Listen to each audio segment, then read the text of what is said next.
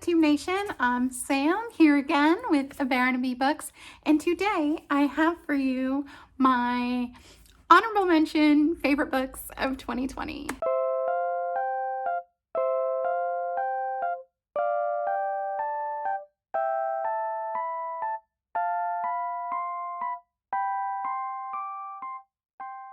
So I had such a good reading year last year that I'm probably going to end up doing this in either 2 or 3 videos for my favorite books of the year. Today I'm going to be talking about my honorable mentions. So you can see last time I tried to film in front of my bedroom tree and that was way too dark. Honestly, I have a 2-year-old and she likes to watch TV and play with her toys and make lots of noise, and I don't want to have any copyright issues, so sometimes I need to film behind a door. So anyway, that last video was super dark. I apologize about that. This is our living room Christmas tree behind me here. In our main tree in the house, we put like a lot of like memory ornaments on it, so that's my backdrop today. So I have a decent stack of books to discuss with you today. First, I want to talk about, I'll put a picture up here, Castle Richmond by Anthony Trollope. And I really enjoyed this. It's basically about, it has kind of an Austen-esque plot to it. So there's a young lady and she has like a title. She comes from the right sort of family, but they don't really have any money. And so her mom is trying to get her, a good match. There are 2 different men that are very, very interested and want to marry her. And it's all about how that plays out. And through the book, you're kind of course, wondering which one she's going to end up with. However, it is set on a backdrop of Ireland during the potato famine. Now, I will say, it is a little problematic for how it handles that. So as long as you're okay with that, I think it's just a really enjoyable story. I think if you like Austen, you would enjoy this Trollope novel. It's really a lot about their romantic relationships, and there's a lovely cast of characters, and it's really just a nice story. So problematic elements with the potato famine, I will say, but other than that, it was a beautiful story, and I really enjoyed the read. Okay, my next honorable mention, this is Agatha Christie's And Then There Were None. So I finally read this. I know I'm a little late to the party. I enjoyed this. It was like a 4.5 for me, so not perfect, but really enjoyable. I found I like golden age mysteries. I don't like a lot of horror. I don't like a lot of gore. I don't really like to see the murder, but I enjoy shows like Agatha Christie's adaptations and Death in Paradise. I don't know if anyone's ever seen that. I'll put a picture of the show up here. There are 2 books I think that were written about the show, so I think that's one of the cases where the show came out first and then they wrote some novels about it. I haven't read them, but I've been interested in them for a while, so if you've read those, let me know what you think. But yeah, I like that kind of murder mystery thing, and this kind of follows that. It's very similar to like a Clue feel, which I also love Clue, so that was good for me. But basically a bunch of people get invited to this island, and then people start to turn up dead. And it's all about who's doing it, and they can't get away because there's a bad storm and there's no boat on the island, and so they're all just kind of stuck waiting this out. Yeah, and I found it really enjoyable, really fast-paced, easy kind of read. Okay, next is a middle grade novel. This is the first book in a series. This is Greenglass House by Kate Milford, and I know this one has kind of been talked a lot on BookTube, but I read this last year and I really enjoyed it. I read it like at the end of 2019, and I think I finished it in 2020. Or like at the very beginning of 2020, because I remember it's set during Christmas time, which I think is the best time to read this book. And I remember kind of still having those feels when I was reading it. This is a middle grade mystery. It's about this young boy named Milo, and he is so excited for Christmas break, and he's going to spend it with his parents and have this wonderful vacation. And then all these people randomly start showing up at the inn that his parents own. And it's like a smuggler's inn. So there's like these different like smuggling rings and people. And anyway, it gets really mysterious. Stuff starts to disappear. A map turns up. And I don't want to give too much away because it's just a lot of fun. But there's a lot in here about friendship and learning who you are and like self-growth and evaluation. And there's a lot about adoption in this book, which I thought was really lovely. I haven't read a lot of books that deal on that subject, and I thought that was quite beautiful. If you want like a middle grade mystery and you want something set around Christmas time or wintry, this is a great pick. Next is a YA novel, and this is Wildthorn. This is by Jane Eagland. This kept me reading. Like 95% of this book I could not put down. I had to know what was going to happen, and it was messing with my head.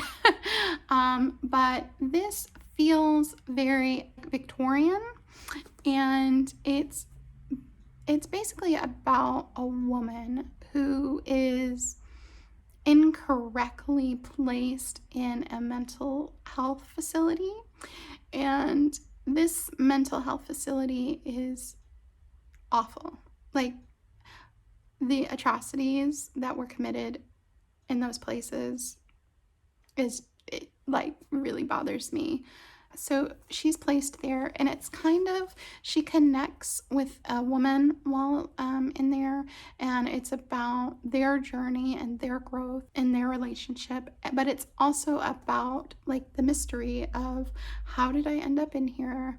And these people don't know who I really am. And there's a lot of mysteries enfolded in how she ended up in there, who got her there, why she is there. And it just kind of all unfolds as you read the book. And yeah, I really enjoyed this one. If you like YA historical mystery, I'd give it a try. It's an older one, but I felt that it was really compelling and definitely worth a read. Next is another middle grade, and this is The Book of Boy, and this is by Catherine Gilbert Murdock. Now, I believe I read this, I think this was the middle grade March group read of last year, and I really enjoyed this. Now, I'm Catholic, so a lot of times when I read books that have to do with religion, I get really uncomfortable. But this one, it was just kind of funny, and that's awful, I guess, but like the humor worked for me in this. And instead of taking it seriously or like a personal assault, I just thought it was funny. So it's basically about a boy who goes on a journey with this pilgrim. Where he lives, he's treated really awful and unfairly.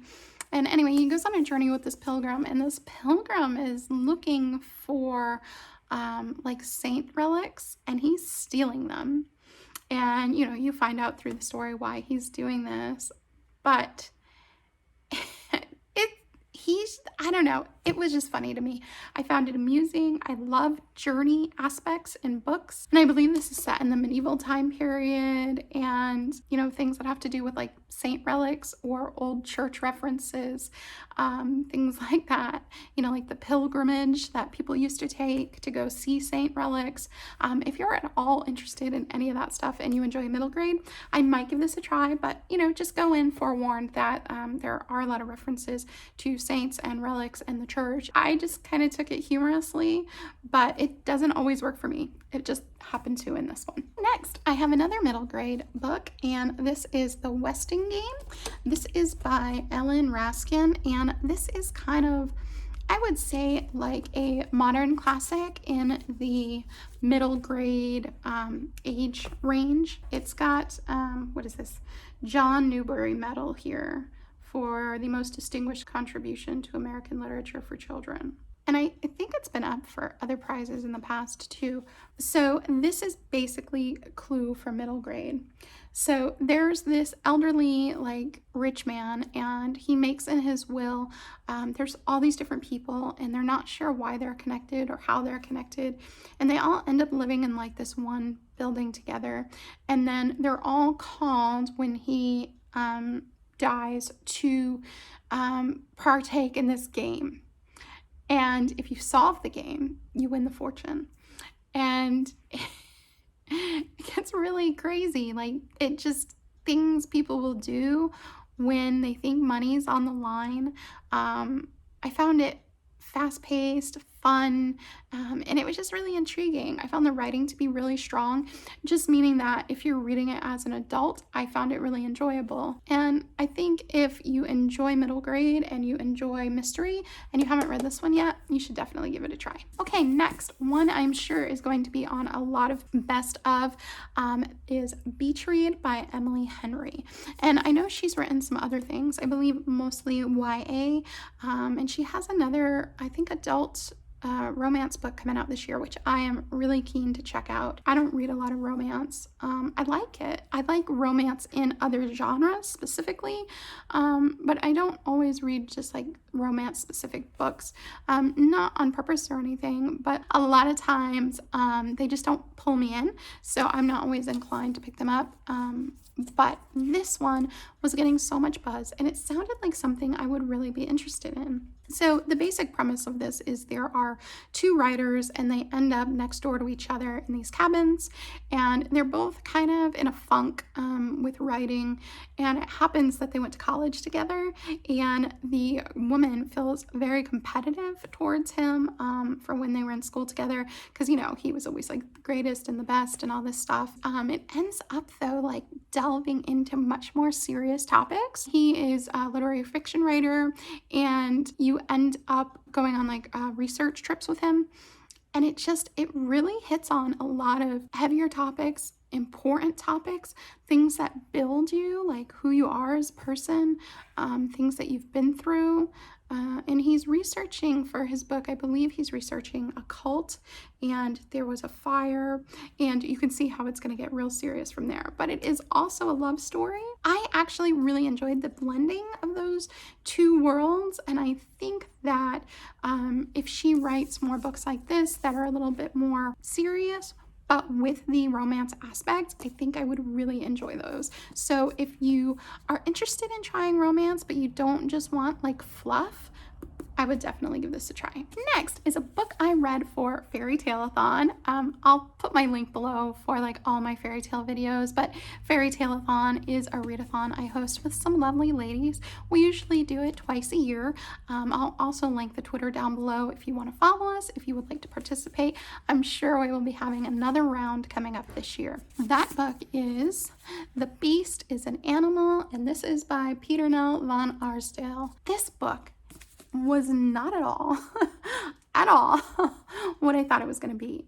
Originally, the way this was marketed when like Beauty and the Beast came out was almost like it had to do with Beauty and the Beast, and that's not what this is. This book is dark, it's gritty, it's it kind of keeps you on, like, you feel like you're on like the edge of your seat at points. This is a really interesting like study on fear in communities and how it can control people and how panic can affect people. This is really good. So it's basically, there's these, I don't want to give too much away because there's a lot of spoilers in this, but there are these villages, and they are like on the edge of like the woods, and of course there's like that fairy tale fear of the woods and the things that come out of the woods, and what happens when people are wronged and harmed, and how people's anger can then turn into other people's fear. I don't want to give too much away, but if any of that sounds good to you, I would check this out. If you like YA, if you like fairy tale, if you like dark and gritty books, I would try this. And the last book I wanted to discuss with you today is The Glovemaker by Anne Weisgarber. And this is the last book I added to this list. I saw, I think Gemma from Read a Book Gem was talking about this, and I was like, oh yeah, I read that last year too. And it is one that has stayed with me. I think I gave it 4 stars when I read it. This is a book about Mormons living in like the Utah Territory, and so it's set quite a long time ago. Let's see. Yeah, Utah 1888. And it's basically about this group of people who have moved away from their old community, and they're kind of separate from the church. They don't believe in like polygamy, and they all live within like monogamous relationships in this area. And it turns out it's like a mystery as well, because her husband goes missing. He's due back, but he's late. And so like the whole book, she's waiting for him to get home, because during this time, another stranger shows up at her door and is asking for like sanctuary because he's a polygamist, and the United States, the government, they're after him to arrest him for that. And I really like this because there's like this feeling of you're just like on edge and you don't know what's going to happen. And it's a small community, which I always enjoy. It's set in a very rural, desolate landscape, which I really enjoy. And the whole time you're just kind of waiting with her for her husband to get home, to help her, there's this situation and she doesn't want to get in trouble. She doesn't want to go to jail. And she's trying to do the right thing by her faith and for her community. And she just feels like she's getting deeper and deeper and deeper and deeper into this mess. It has some beautiful relationships in here. There's some beautiful bonds between people and how far someone will go to help you. But it also shows, a lot of control. It's a really good book. If you enjoy historical fiction and you enjoy desolate landscapes, if you would like to learn anything more about like the Utah Territory and the Mormon Church, I think this is a good one to try. So those are all of my honorable mentions for my favorite reads of 2020. I will have either 1 or 2 more videos coming about my absolute favorite reads for the year. I'm going to try and do some wrap-ups of some books from the end of the year that I finished. I think I've wrapped up through October so far, so I have to talk about my November and December books still. Those are some lovely reads. I think if any of them sounds good to you, I would maybe give them a try. Let me know down below if you've read them or if you're interested in picking them up now. I would love to hear. I hope that you're all doing well. Thanks for being here with me today. Farewell for now. Bye!